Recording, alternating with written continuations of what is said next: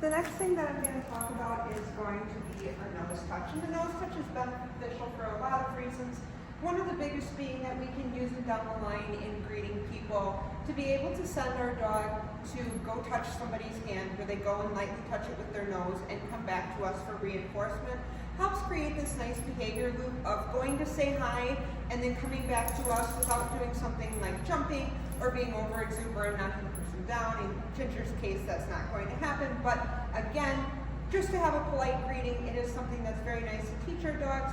So we start doing this by shaping. So what I'm going to do is, because Ginger's a little nervous, we like to do 2 fingers because she seems to do the best with that. So the first step of this is that I'm going to offer my fingers down and I'm going to see if she has any engagement. So if she wants to poke it with her nose, if I feel her whiskers or her chin, I'm going to mark and then I'm going to reward.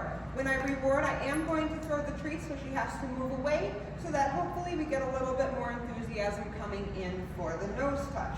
So to begin, I've got my 2 fingers ready and I'm going to put them down to Ginger without saying anything. If she doesn't touch them right away, I would maybe put my hand behind my back, represent it. I might tease her a little bit with it. Anything I can get her to, re-engage with my hand. So I'm going to start out by getting down to her level and I'm going to put my hand out. Yes. So she bumps it, I mark and reward. So right here she says, oh, I don't know. So it disappears. We bring it back. Yes. Good girl. Marking and rewarding as soon as her nose touches my hand. So again, yes. Good girl. Marking and rewarding every time her nose touches my hand. So again, we're going to pull it up and put it back down. Yes. Good girl. So if she's doing pretty good with that, and every time I'm putting my fingers down, she is understanding that I am beginning to ask for a nose touch, I can start adding a verbal cue to that. So that would look like just putting her verbal cue right in front of doing the original hand motion that I was doing.